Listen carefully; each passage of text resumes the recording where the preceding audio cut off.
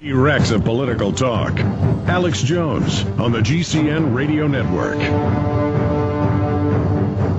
Wow, David Icke is talking about how, in the behind the scenes for PrisonPlanet.tv viewers, he is talking about how the people that are going along with the system, the government people, the police, those that are in those closed down cult-like cultures, with all the peer pressure, they are closing down right now. You can see the myopic, almost drooling. I mean, you talk to people now, and either they're getting more closed down, I mean, literally like retarded, or they're opening up and energizing and more intuitive. And I dream of giving them knowledge. I dream of seeing them energized. I dream of seeing them seeing what I see, knowing what I know, and even more.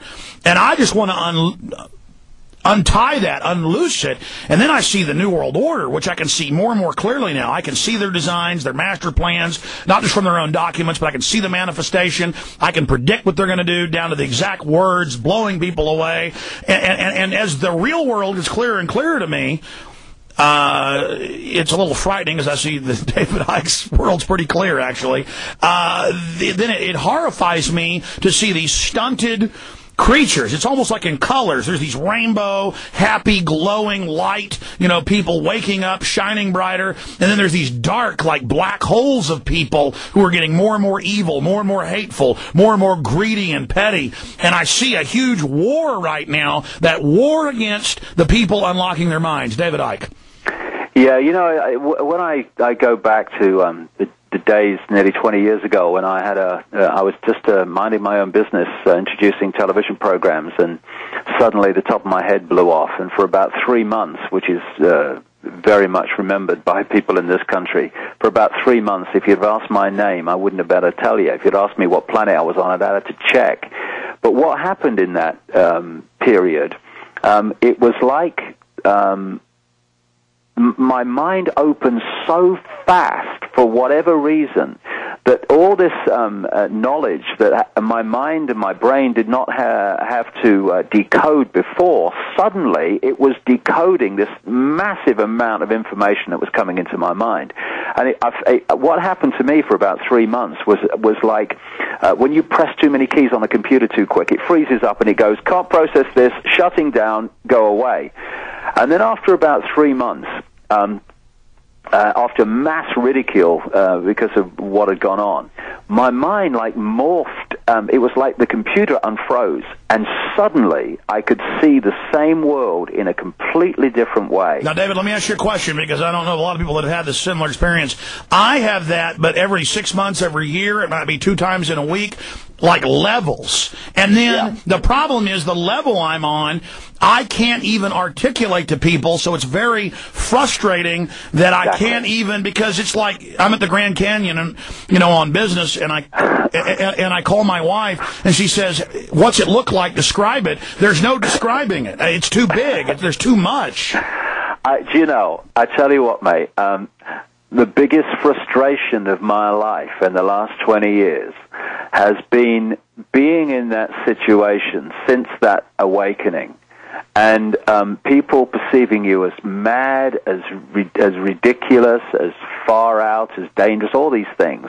And you knew that you just couldn't explain where you were coming from fully, because you couldn't find the words to do it, because what you were knowing and what you were feeling, we have simply, because we've been closed down for so long, we've not developed even the human language to express it. And what's a real joy to me now, I mean, I could start crying, to be honest, as you bring this subject up.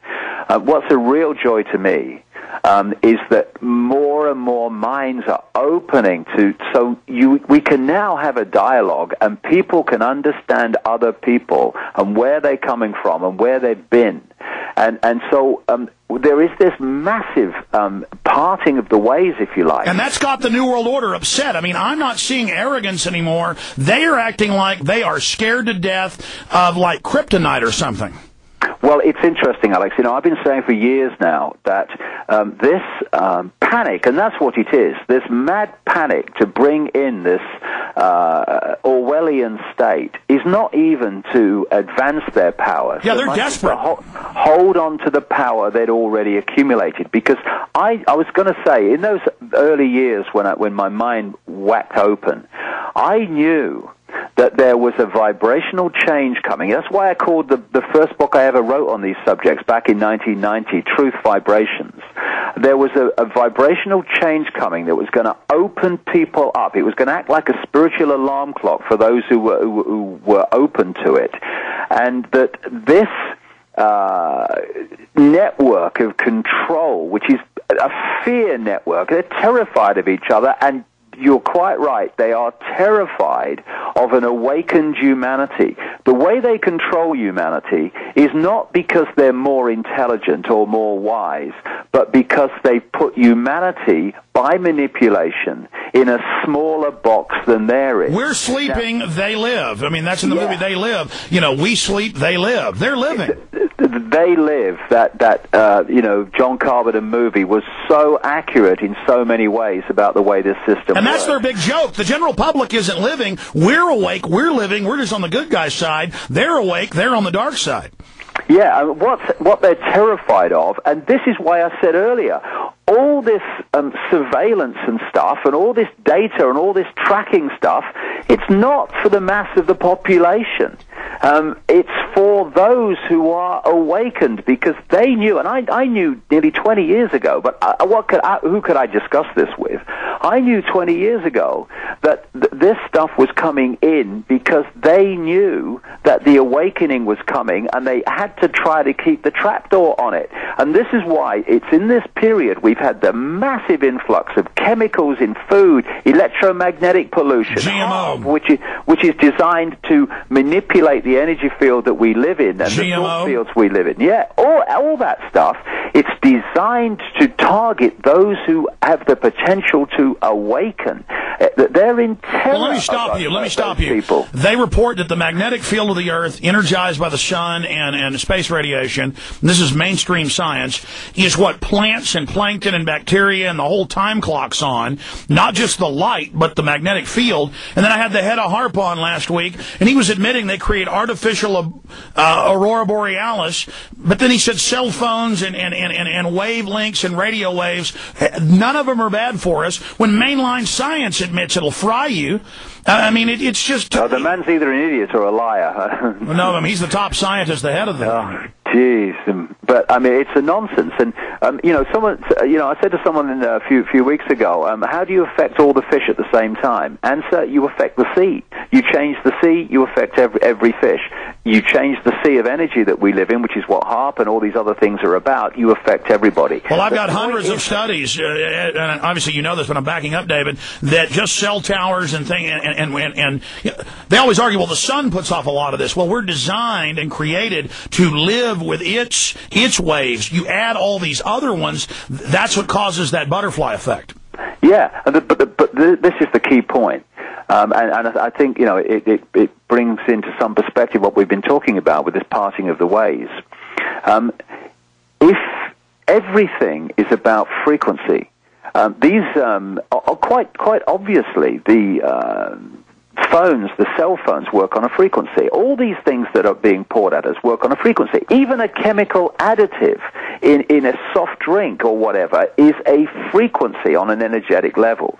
Once you open your mind, open your heart, which is connected to the mind energetically, and you raise to a higher frequency, then just like radio A doesn't affect radio B because it's on the different frequency, so these things stop affecting us.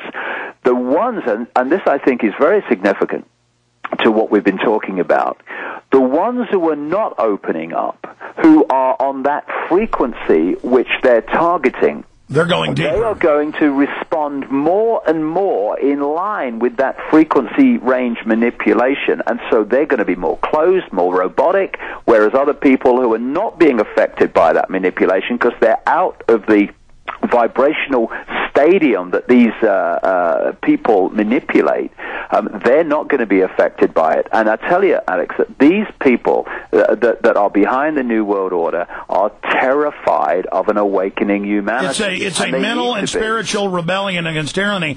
Did you see the Baltimore Sun article 6 years ago where DARPA, that invented the net and everything else, said we are in the field testing waves and towers to make people relax during emergencies? And they said, I mean, we have the patents from the 50s, but I mean, they were testing us when they just put that in the newspaper. Well, I think you have something similar in America, but in Britain, the Blair government, even though we had a perfectly adequate and workable communication system for the emergency services in this country, suddenly at massive cost changed it to something called the Tetra system, which is they have these towers now all over Britain, and there's more and more all the time. Same thing here. Same thing here. Yeah, and they operate within human brainwave, the range of human brainwaves. Now, as I say to people who say, well, it won't affect us, well, hold on a second.